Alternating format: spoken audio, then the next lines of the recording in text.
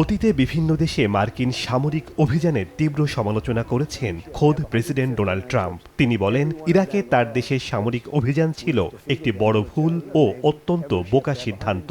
একইভাবে যুক্তরাষ্ট্রের ইরানে সামরিক হস্তক্ষেপ বা অভিযান চালানো উচিত হয়নি বলে মনে করেন তিনি।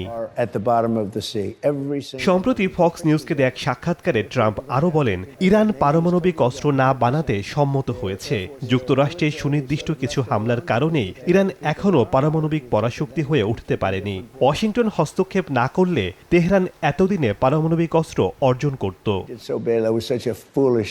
পুত্রবধূ লরা ট্রাম্পকে দেওয়া সাক্ষাৎকারে ট্রাম্প দাবি করেন, যুক্তরাষ্ট্র ইচ্ছাকৃতভাবেই ইরানের সামরিক কাঠামোর বড় অংশকে লক্ষ্যবস্তু করেনি। তিনি বলেন, দেশটির সামরিক বাহিনীর একটি অংশ তুলনামূলকভাবে মধ্যপন্থী। যুদ্ধের সময় পুরো রাষ্ট্রযন্ত্র ধ্বংস করে দিলে দীর্ঘমেয়াদে আরও বড় সংকট তৈরি হতে পারে। তিনি বলেন, অতীতে এমন ভুল হয়েছে যে একটি দেশের সবকিছু ধ্বংস করে দেওয়ার ফলে দেশটি কয়েক দশকেও পুনর্গঠন করতে পারেনি। মধ্যপ্রাচ্যে যুক্তরাষ্ট্রের সামরিক হস্তক্ষেপ এবং ইরান প্রসঙ্গে ট্রাম্পের এ ধরনের মন্তব্য নতুন কোনো রাজনৈতিক বিতর্কের জন্ম দিতে পারে বলে মনে করছেন বিশ্লেষকরা।